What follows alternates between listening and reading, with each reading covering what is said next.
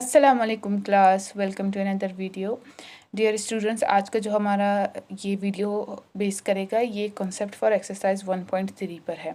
1.3 के लिए जो कुछ भी आपको जानना ज़रूरी है आज इस वीडियो में हम उसके ऊपर डिस्कस करेंगे। ये क्लास 7 का मैथ है और आज जो चीज़ें मैं डिस्कस करूँगी वो सब आपके बुक में मौजूद है, तो अपने बुक्स ओपन करें। सबसे पहले जो हम सीखेंगे आज है वो डिसजॉइंट सेट्स। डिसजॉइंट सेट्स किन सेट्स को कहते हैं? अगर आपके पास दो सेट्स है ए एंड बी और इन दोनों सेट्स में कुछ भी कॉमन नहीं, कोई भी एलिमेंट कॉमन नहीं, कोई भी ऐसा एलिमेंट नहीं जो एक जैसा है, तो फिर इनको कहा जाता है डिसजॉइंट सेट्स। फॉर एग्जांपल यहाँ पे सी एंड डी है, ठीक है, ये सी के एलिमेंट्स है, ये डी के एलिमेंट्स है। जब हम इनका इंटरसेक्शन लेंगे तो हमें पता चलता है कि इनमें कुछ भी कॉमन नहीं, इसलिए इंटरसेक्शन में जो डिसजॉइंट सेट्स है उनका आंसर हमेशा इम्प्टी सेट आता है और यहाँ पे भी इम्प्टी सेट है। तो यहाँ से हमें पता चला कि सेट सी और डी डिसजॉइंट सेट्स है। नेक्स्ट है ओवरलैपिंग सेट्स। ओवरलैपिंग सेट्स में कम से कम एक ऐसा एलिमेंट होता है जो दोनों सेट्स में कॉमन है। ये एक दूसरे के सबसेट्स नहीं होते और जब हम इनका इंटरसेक्शन मालूम करते हैं तो वो नॉन इम्प्टी आता है, यानी इम्प्टी नहीं आता। अब देखिए ओवरलैपिंग सेट्स, ये दो सेट्स है, जब हम इनका इंटरसेक्शन मालूम करेंगे तो हमें पता चलता है कि इनमें ये डी और ई एक जैसे है और इंटरसेक्शन नॉन इम्प्टी आया। इनमें ऐसा नहीं होता, ओवरलैपिंग सेट में ऐसा नहीं होता कि एक सेट के सारे एलिमेंट्स दूसरे सेट में मौजूद हो। कुछ एलिमेंट्स दूसरे सेट में मौजूद होते हैं, बाकी नहीं होते, तब उन्हें ओवरलैपिंग कहा जाता है, ठीक है। और इनका इंटरसेक्शन नॉन इम्प्टी आता है, तो इनको जब हम इनका इंटरसेक्शन लेंगे तो वो हमारे पास नॉन इम्प्टी आएगा, तो इससे हमें पता चलेगा कि ये ओवरलैपिंग सेट्स है। फिर है यूनिवर्सल सेट। यूनिवर्सल सेट एक ऐसे सेट को कहते हैं जो तमाम एलिमेंट्स को कंसीडरेशन में लाता है, ठीक है। यानी अगर हमारे पास सेट ए है, सेट बी है, तो फिर यूनिवर्सल सेट में सेट ए और बी के तमाम एलिमेंट्स मौजूद होंगे। इसको यू से डिनोट किया जाता है। फॉर एग्जाम्पल क्लास 7th के स्टूडेंट्स, अब क्लास 7th के जितने भी स्टूडेंट्स हैं वो सब इस सेट में इंक्लूडेड है, लेकिन फिर हम क्लास 7th के स्टूडेंट्स को यू भी दो अलग सेट्स में डाल सकते हैं, जैसे गर्ल्स एंड बॉयज़। फिर बॉयज़ को भी अलग दो सेट बना सकते हैं, आगे बैठने वाले बॉयज़, पीछे बैठने वाले बॉयज़।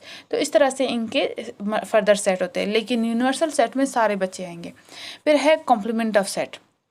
कॉम्प्लीमेंट ऑफ सेट क्या होता है? जब हम किसी सेट का यूनिवर्सल सेट से डिफरेंस मालूम करते हैं, ठीक है, तो फिर वो उस सेट का कॉम्प्लीमेंट कहलाता है। कॉम्प्लीमेंट ऑफ ए को हम ए डॉट या ए के ऊपर छोटा सा सी लिखकर डिनोट करते हैं, ठीक है। अब हमारे पास ये एग्जांपल है यूनिवर्सल सेट और है सेट ए। हमें मालूम करना है कॉम्प्लीमेंट ऑफ सेट ए, तो हम क्या करेंगे, यूनिवर्सल सेट से यूनिवर्सल सेट से सेट ए का डिफरेंस मालूम करेंगे, जो आंसर होगा वो हमारा कॉम्प्लीमेंट ऑफ सेट ए कहलाएगा। अब ये है यूनिवर्सल सेट के एलिमेंट्स, डिफरेंस का साइन, और ये ए के एलिमेंट्स। अब हमें देखना है कि यूनिवर्सल सेट के वो एलिमेंट्स जो ए में मौजूद नहीं है।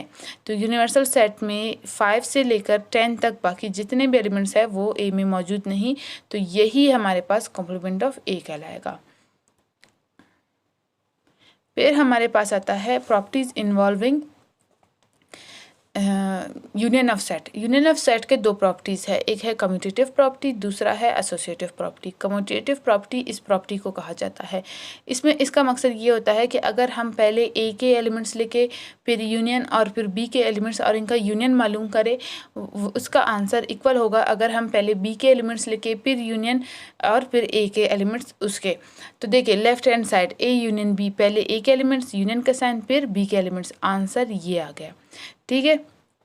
अब हम उल्टा करेंगे, बी यूनियन ए, तो पहले बी के एलिमेंट्स फिर यूनियन फिर ए के एलिमेंट्स, और ये आंसर आ गया। अब इस आंसर को देखें और इसको दोनों सेम है, तो हमें पता चला कि जो कम्यूटेटिव प्रॉपर्टी है वो ट्रू है, वेरीफाइड हो गया कि ए यूनियन बी मालूम करो या बी यूनियन ए। अगर आप इन दो सेट्स का करते हैं, ठीक है, तो फिर उनका आंसर सेम होगा। फिर आता है एसोसिएटिव प्रॉपर्टी। एसोसिएटिव प्रॉपर्टी में हमारे पास 3 सेट्स होते हैं, ए बी एंड सी। तो इसमें क्या होता है, हमें कहा जाता है कि अगर आप पहले ए यूनियन बी मालूम करो, फिर जो आंसर आता है उसका यूनियन सी से मालूम करो, ये, या फिर आप पहले बी यूनियन सी मालूम करो और आंसर का ए से यूनियन कर लो, दोनों का आंसर सेम होगा, आगे पीछे करने से कोई फ़र्क नहीं पड़ेगा। तो अब हम देखते हैं कि ये जो 3 सेट्स है इन पर ये हमारा जो एसोसिएटिव प्रॉपर्टी ऑफ यूनियन है ये अप्लाई होगा या नहीं। तो पहले हम क्या करते हैं, लेफ्ट हैंड साइड इस साइड वाले को सॉल्व करके देखते हैं। पहले ए यूनियन बी, तो ए के एलिमेंट्स यूनियन बी के एलिमेंट्स, और ये हमारे पास आंसर आ गया। अब इस आंसर का हम यूनियन लेंगे सी के साथ, तो जो आंसर है यूनियन फिर सी के एलिमेंट्स, और ये आंसर आ गया। ये तो हो गया एक तरफ का हमारे पास सॉल्व। अब करना है दूसरी तरफ से, दूसरी तरफ में पहले बी यूनियन सी मालूम करना है, तो बी के एलिमेंट्स यूनियन सी के एलिमेंट्स, और ये हमारे पास आंसर आ गया। अब हमें क्या करना है, जो बी यूनियन सी मालूम किया है उसका ए के साथ यूनियन मालूम करना है। तो पहले ए के एलिमेंट्स फिर यू फिर बी यूनियन सी के साथ। यहाँ पे पहले ए लिखा है, इसी वजह से यहाँ पे भी पहले ए को हम लिखेंगे। लिख लिया और इनका यूनियन मालूम किया, तो ये आंसर आ गया। इस आंसर को देखे और इसके आंसर को देखे, दोनों बिल्कुल सेम है। तो यहाँ से वेरीफाई हुआ कि अगर हम 3 सेट्स को आगे पीछे करके उनका यूनियन मालूम करेंगे तो उनका आंसर सेम होगा, जिसको हम कहते हैं एसोसिएटिव प्रॉपर्टी ऑफ यूनियन। अब आता है प्रॉपर्टीज इन्वॉल्विंग इंटरसेक्शन। इंटरसेक्शन में क्या होता है कि कम्यूटेटिव प्रॉपर्टी भी है, एसोसिएटिव प्रॉपर्टी है, लेकिन यहाँ पे हम क्या करेंगे, यूनियन की जगह इंटरसेक्शन, पहले ए इंटरसेक्शन बी फिर बी इंटरसेक्शन ए। अब हमें क्या करना है, पहले ए इंटरसेक्शन बी मालूम करना है इन दो सेट्स का। तो ए इंटरसेक्शन बी मालूम किया, ये 2 सेट्स है, इनमें कुछ भी कॉमन नहीं, तो आंसर एम्प्टी सेट है। अब बी इंटरसेक्शन ए मालूम करेंगे, तो बी इंटरसेक्शन ए के लिए पहले बी के एलिमेंट्स फिर इंटरसेक्शन फिर ए के एलिमेंट्स, तो कुछ भी कॉमन नहीं, इसलिए आंसर हमारा एम्प्टी सेट है, जो कि बिल्कुल सेम है लेफ्ट हैंड साइड के। तो यहाँ से वेरीफाई हुआ कि ए इंटरसेक्शन बी मालूम करो या बी इंटरसेक्शन ए, दोनों सूरत में आंसर सेम आएगा। अब है एसोसिएटिव प्रॉपर्टी। 3 सेट्स है ए बी एंड सी जिनके एलिमेंट्स कुछ यू है। पहले हमें क्या मालूम करना है, ए इंटरसेक्शन बी फिर इंटरसेक्शन लेना है सी से। तो हम करेंगे ये वाला पार्ट। इसके लिए हमने क्या करना है, ए इंटरसेक्शन बी मालूम करना है, तो ये हमने इनके एलिमेंट्स लेके बीच में इंटरसेक्शन का साइन, इन दोनों में क्या कॉमन है, मल्टीप्लाई एंड माइनस का जो साइन है वो, तो यही हमारा आंसर हो गया। ठीक है, ये हो गया आंसर। फिर हम क्या करेंगे, जो आंसर आया है उसका इंटरसेक्शन सी से मालूम करेंगे। तो आंसर लिख लिया, फिर इंटरसेक्शन का साइन, फिर सी के एलिमेंट्स। तो इनमें कुछ भी कॉमन नहीं, इन दोनों सेट्स में कुछ भी कॉमन नहीं, इसलिए आंसर 0 आ गया, एम्प्टी सेट आ गया। ठीक है, अब हमें राइट हैंड साइड मालूम करना है। यहाँ पे पहले बी इंटरसेक्शन सी मालूम करेंगे, बी के एलिमेंट्स इंटरसेक्शन सी के एलिमेंट्स, कुछ भी कॉमन नहीं, एम्प्टी सेट। फिर हमने जो आंसर है उसका इंटरसेक्शन मालूम करना है ए के साथ। तो पहले ए के एलिमेंट्स इंटरसेक्शन और बी इंटरसेक्शन सी का जो आंसर है वो, तो एक सेट एम्प्टी है और दूसरे में ये सैम्बल्स है, इनमें कुछ भी कॉमन नहीं, इसलिए हमारा जो इंटरसेक्शन है वो एम्प्टी सेट आएगा। तो ये एम्प्टी सेट है और यहाँ पे भी एम्प्टी सेट है। तो इससे हमें वेरीफाई हुआ कि अगर हम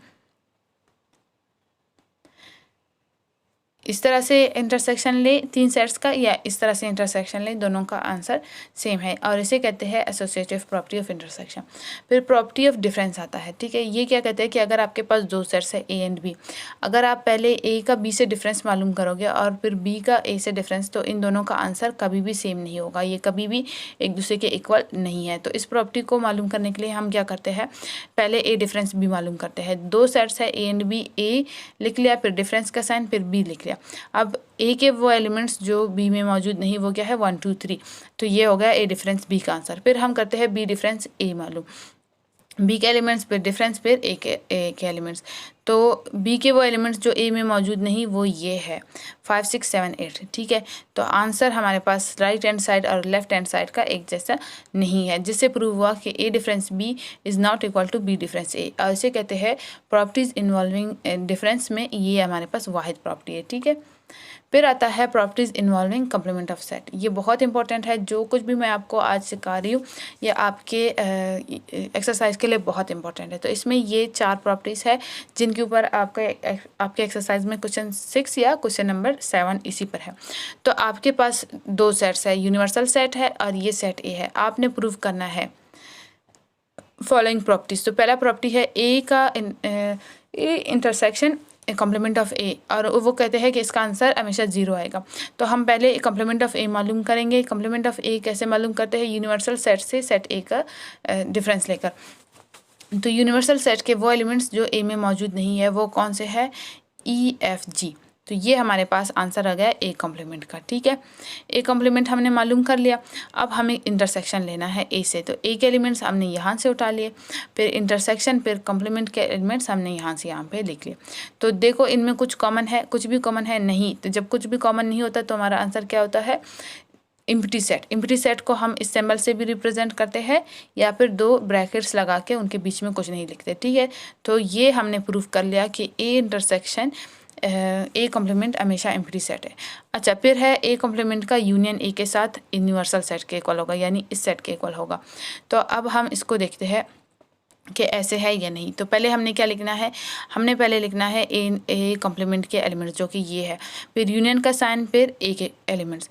अब हमने जब इनका यूनियन बनाएंगे तो पहले क्या आएगा, ABCD, फिर EFGH। तो ये सारे हो गए। अब इन सब को देख लो EFGH तक, और फिर यहाँ पे आके ये यूनिवर्सल सेट देखो ABCD EFGH, तो बिल्कुल सेम है। और ये वेरीफाई हो गया दैट ए कॉम्प्लीमेंट का यूनियन हम ए से लेंगे तो वो यूनिवर्सल सेट बनेगा। इसके बाद आता है यू कॉम्प्लीमेंट, यानी यूनिवर्सल सेट का खुद यू से डिफरेंस हमने मालूम करना है। तो कैसे मालूम करेंगे, हम क्या करेंगे, U complement is equal to U difference U. तो यू के एलिमेंट्स, डिफरेंस का साइन, फिर अगेन यू के एलिमेंट्स। ऐसा कैसे हो सकता है कि कोई चीज़ अपने आप से मुख्तलिफ हो, तो वो अपने आप जैसे ही होता है। तो इसी वजह से कुछ भी यहाँ पे ऐसा नहीं है जो इसमें मौजूद ना हो। तो इससे हमें पता चला कि हमारा आंसर है एम्प्टी सेट। आंसर जब एम्प्टी सेट है तो ये वेरीफाई हो गया that U complement empty set के इक्वल है। नेक्स्ट है, वो कहते हैं अगर आप एम्प्टी सेट का कॉम्प्लीमेंट मालूम करोगे तो उसका आंसर यूनिवर्सल सेट आएगा। तो हम जब इसका कॉम्प्लीमेंट मालूम करेंगे तो universal set difference empty set, universal set लिखेंगे, फिर डिफरेंस का साइन लगा के एम्प्टी सेट लगेंगे। ऐसे वो एलिमेंट्स जो यूनिवर्सल सेट में मौजूद है और इसमें नहीं है, सब के सब इसमें मौजूद नहीं है। इसी वजह से हमारा जवाब फिर से यूनिवर्सल सेट आ गया, और यहाँ से हमने प्रूव कर लिया कि एम्प्टी सेट का कॉम्प्लीमेंट यूनिवर्सल सेट के इक्वल होगा। इसी के साथ आज का हमारा ये वीडियो कंप्लीट होता है। उम्मीद करती हूँ आपको ये पसंद आया होगा। वीडियो को लाइक एंड शेयर ज़रूर करें। अगर आपको मेरा काम पसंद आता है तो आप मुझे सपोर्ट कर सकते हैं। सपोर्ट करने के लिए आप मेरे जैज़ कैश अकाउंट में जितना भी आपको मुनासिब लगे आप डोनेट कर सकते हैं। आपका सपोर्ट मेरे लिए बहुत वैल्यूएबल है। अपना बहुत ज़्यादा ख्याल रखिए। आप सबसे मुलाकात होगी एक नए वीडियो में। टेक केयर, अल्लाह हाफिज़।